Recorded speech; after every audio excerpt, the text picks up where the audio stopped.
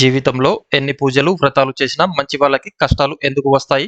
అసలు జీవితంలో ఒకసారి కూడా గుడికి వెళ్ళని వాడు, పిల్లికి భిక్షం పెట్టని వాడు కూడా సుఖంగా బతుకుతున్నాడు. ఇది ఇలా ఎందుకు జరుగుతుంది అని మీకు ఎప్పుడైనా సందేహం వచ్చిందా? ఆ విషయం గురించి ఇప్పుడు మనం తెలుసుకుందాం. చర్యకు ప్రతిచర్య అనేది తప్పకుండా ఉంటుంది.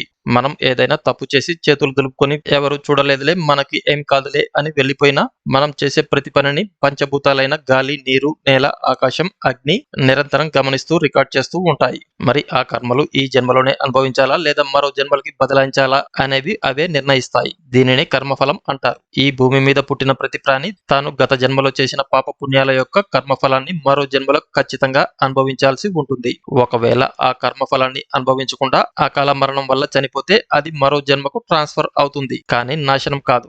జాగ్రత్తగా గమనిస్తే కొంతమంది ధనవంతుల ఇంట్లో పుట్టిన పిల్లలు బుద్ధిహీనంతో, అంగవైకల్యంతో ఉంటారు. ఇంట్లో సకల సౌకర్యాలు ఉన్నా ఏదో కారణంతో వారు అనుభవించలేరు. అదే కర్మఫలం అంటే.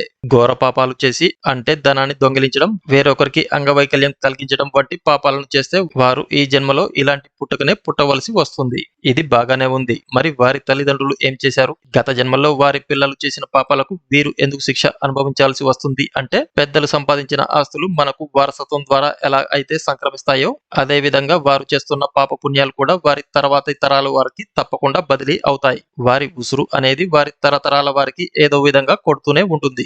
అలాంటి వారి ఇంట్లోనే ఇలా గత జన్మలో ఘోర పాపాలను చేసిన వారు ఈ జన్మలో కర్మఫలాన్ని అనుభవించడానికి పుడుతూ ఉంటారు. ఇక మంచి చేసే వారికి వరుసగా కష్టాలు ఎందుకు వస్తున్నాయి అనే విషయానికి వస్తే, వారు ఈ జన్మలో ఎలాంటి దోషాలు చేయకపోయినా గత జన్మలో చేసిన పాపాలకు ఈ జన్మలో ఫలితం తప్పకుండా అనుభవించాల్సి ఉంటుంది.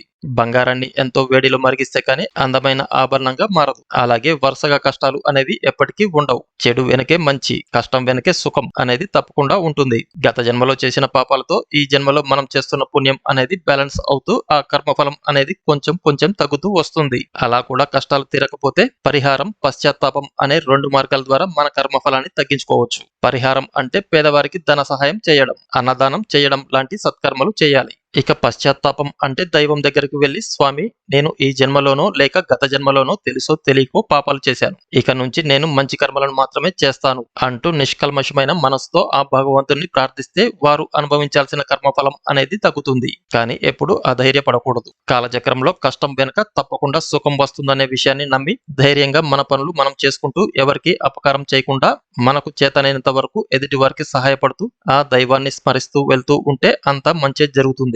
మంచి పనులు చేసే వారికి ఊహించని కష్టం ఎదురైనా సరే భగవంతుడు ఏదో ఒక రూపంలో మనకు సాయం చేస్తూ ఆ కష్టం నుంచి బయటపడేస్తూ ఉంటాడు. కాబట్టి ఫ్రెండ్స్, తెలిసి మనం అవతల వారిని ఇబ్బంది పెట్టకుండా మన పని మనం చేసుకుంటూ వెళ్ళడమే మన ముందున్న కర్తవ్యం. ఈ విషయంపై మీరేమంటారో మీ అభిప్రాయాలను ఇక్కడ కామెంట్ల రూపంలో తెలియజేయండి ఫ్రెండ్స్. ఈ వీడియో గనక మీకు నచ్చినట్లయితే లైక్ చేయండి, కామెంట్ చేయండి, షేర్ చేయండి. అలాగే ఇటువంటి మరిన్ని అప్డేట్స్ కోసం మన ఛానల్ని సబ్స్క్రైబ్ చేసుకోవడం మర్చిపోకండి.